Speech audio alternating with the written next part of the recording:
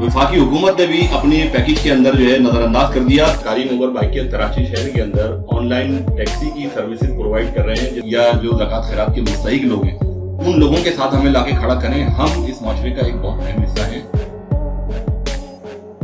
अस्सलाम वालेकुम, मेरा नाम मिर्जा अली बेग है और आप देख रहे हैं प्रोफेसर भाईजान। आज हमारे साथ जो है कोटा वेलफेयर एसोसिएशन के चेयरमैन मौजूद हैं, ख्वाजा उमर साहब इस वक्त मौजूद हैं और बात हो रही है अक्सर हम सुन रहे हैं सफेद पोश के हवाले से। करीम उबर इस तरीके की जो ऑनलाइन जो है सर्विसेज हैं, ये किस तरीके से मुतासिर हुई है, आज हम बात करेंगे और हमें बताएंगे कि क्या सिलसिला चल रहा है, क्या बात करना चाहेंगे, क्या मुश्किलात हैं इस वक्त करीम उबर इस हवाले से।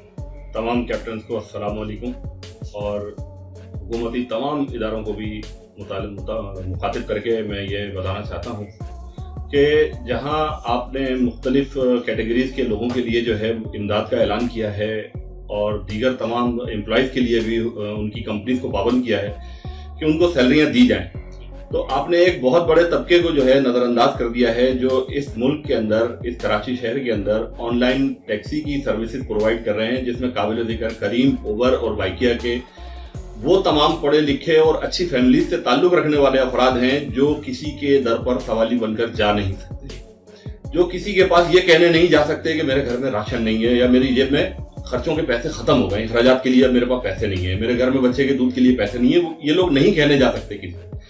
तो इस हुकूमती जो अहकामात है उनमें इस एक बहुत बड़ी कैटेगरी को नजरअंदाज कर दिया गया।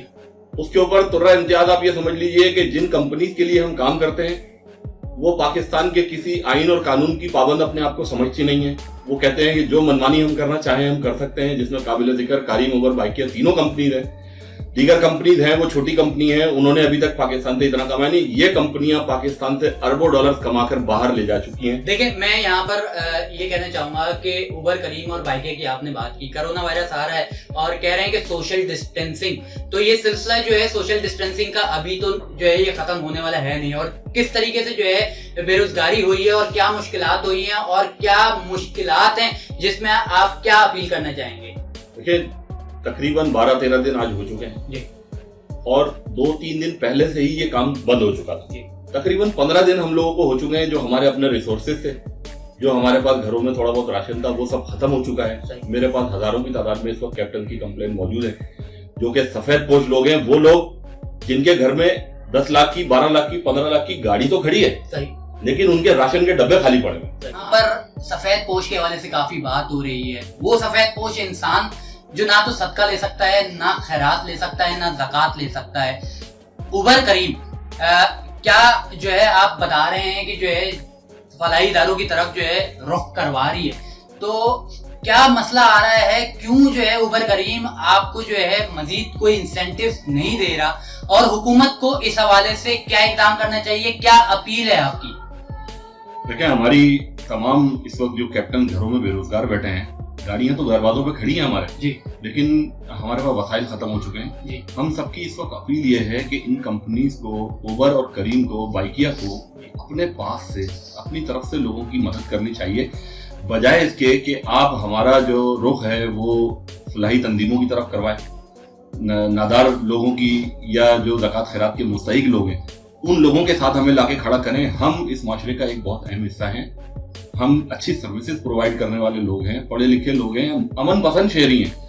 इस मुल्क को हम भी उतना ही टैक्स देते हैं जितना कि कोई दूसरा टैक्स दे रहा हो, और जितनी भी हमारी राइट्स होती हैं उस पर हम अपनी एवरी राइट के ऊपर हम सिंध गवर्नमेंट को भी 5% टैक्स पे कर रहे होते हैं। तो हमारी मुतालबा हमारा ये है कि सिंध हुकूमत के क्राइटेरिया में, मिनिस्ट्री ऑफ ट्रांसपोर्ट की क्राइटेरिया में ये ऑनलाइन टैक्सी कंपनीज आती हैं, तो सिंध हुकूमत और विभागीय हुकूमत, दोनों हुकूमत जो है इस बारे में इनको बुलाएं, पाबंद करें इस बात के लिए कि जब तक ये लॉकडाउन की सिचुएशन है, पर डे के हिसाब से मिनिमम कोई ऐसी सेटिंग बना ली जाए कि उनको कुछ ना कुछ कंपनसेट किया जाए। किस तरीके से क्राइटेरिया कैसे सेट होने चाहिए, क्योंकि जो है बहुत से लोग जो है इसको पार्ट टाइम के तौर पर भी करते हैं, तो कोटा वेलफेयर एसोसिएशन की जानिब से कोई क्राइटेरिया आपने डिजाइन किया है कि किस तरीके से हर किसी को पार्ट टाइम जो काम कर रहे हैं उनको भी जो है कुछ जो है माली इमदाद करने चाहिए, या जो है तमाम लोगों को करना चाहिए। क्राइटेरिया आप मुझे बताएंगे। क्राइटेरिया तो पहले इस बात में तय होगा कि जिन लोगों का bread and butter he online taxi की फील्ड है, जिनका काम इसके अलावा कुछ है ही नहीं, सही। वो तो हमारा जो ऑनलाइन टाइम जो एप्लीकेशन के ऊपर आता है वो कंपनी खुद क्या रजिस्ट्रेशन कर रहे हैं आप, इस तरीके से कोई डाटा बना रहे हैं Kota welfare association? Kota welfare association के पास इस वक्त तकरीबन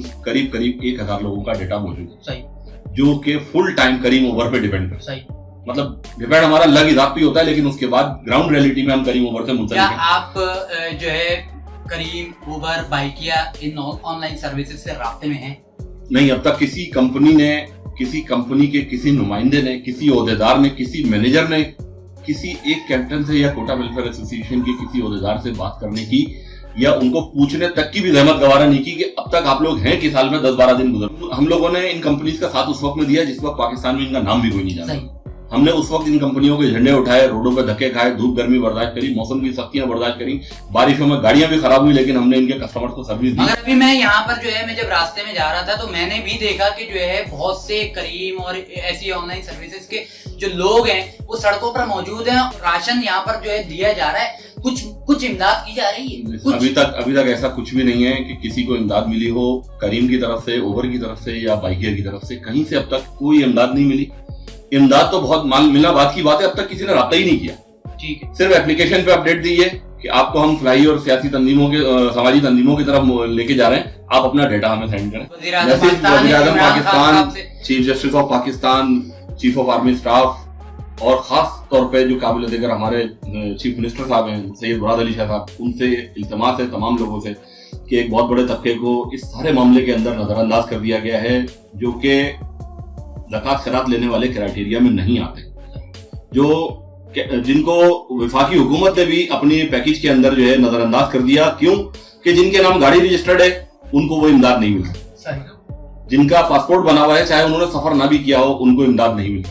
इस कंपनी के लिए कोटा वेलफेयर एसोसिएशन कब तक ये आवाज जो है उठाते रहेगा, ये मुझे बता? सर, ये तो आखिरी दम तक उठानी पड़ेगी, इसलिए कि इस वक्त लोगों के घरों में सिचुएशन ये है कि अगर घर में अल्लाह ना करे किसी का इंतकाल हो जाए तो कैप्टन के पास उसकी जनाजे की तदफीन के इंतजाम के लिए पैसे नहीं है। अभी आइसोलेशन है, क्या सड़कों पर निकल सकते हैं अगर यही सिलसिला जारी रहा तो?